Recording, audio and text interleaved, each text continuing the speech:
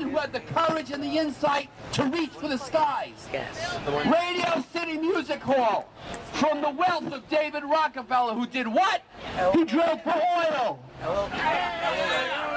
The office buildings around us filled with people looking to make more and make of themselves, fountains that symbolize economic growth.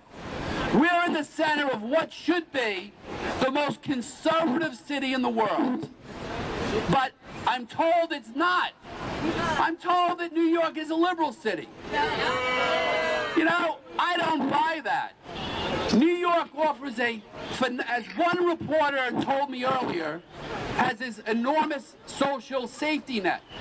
But that social safety net was born of charities, charitable hospitals and institutions and research centers that were funded and driven by entrepreneurs and individuals who have made countless billions of dollars. The so-called 1% that are being demonized by the Occupy Wall Street freaks who hate everybody who makes money. That's right. In fact, I think they hate each other. Yes. That's right. We have to have the courage to stand up for free enterprise, for capitalism, and for wealth. And we should never be ashamed of that. We're here today because we want a time again where places like this, places like Rockefeller Center, are being built once again. Yes. That they're not just a memory of past prosperity, but a symbol of future growth. Yes. Right? We want to see a day that a place actually bigger and more daunting than this is. This is a breathtaking. People come from around the world to look at this, to gawk at this, say, this is America.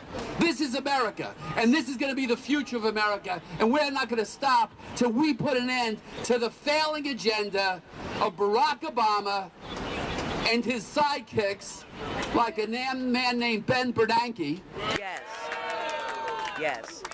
Who thinks that you can just print American currency and that we can print our way out of recession by more dollars and undermining our currency. You know, this is not a Republican movement, folks. Nope.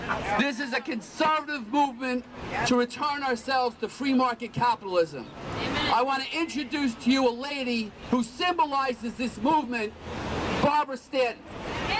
Now, Barbara, far from it, Barbara Stanton is a product of the New York City school system, yet she comes out of that system as a conservative supporter of free markets.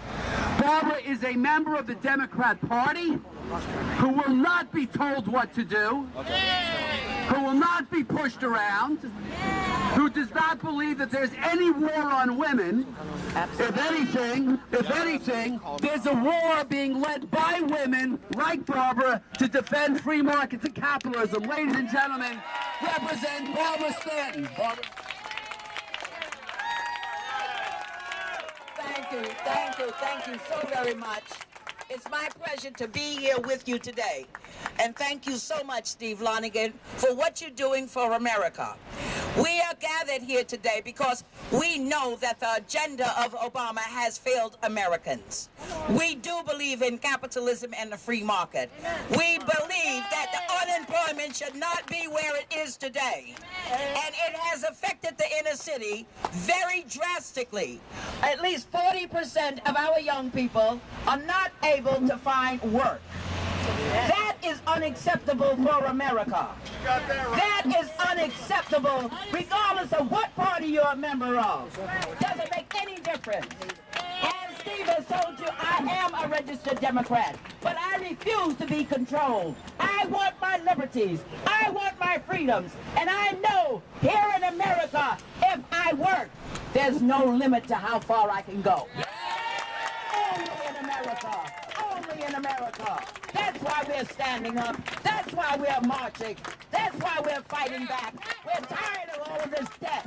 We're tired of the money that was taken out of Medicare, so that Obamacare, that we didn't want, that we refused, that we marched against, could be funded. We know the tricks of the trade, and we will not be fooled any longer. There is no war against women. There is no war. The war that's going on is against the free market and capitalism. Like I tell people all over, I have never in my life been employed by a poor person. The only people who have employed me are people who are rich. And they paid me because I worked. I didn't stay home. I didn't watch television. I didn't slide around in slippers. I worked. And I was able to buy homes. No one stopped me. And I did do it by the grace of God, Mr. Obama. Don't tell me you didn't build that. Don't tell anybody they didn't build that. I have had my own not-for-profit organization. And I had to work 6 and 7 days a week. Don't tell me that. Don't tell the entrepreneurs of America that they didn't build this, they didn't build that. That's insulting. Haven't we been insulted enough? Haven't we been talked about enough? Enough of this stuff is just enough. And we're going to march to victory. Thank you. Thank you. And may God continue to bless this wonderful country, the United States of America. That's outstanding. Ladies and gentlemen, that restores our faith in what it is to be an American.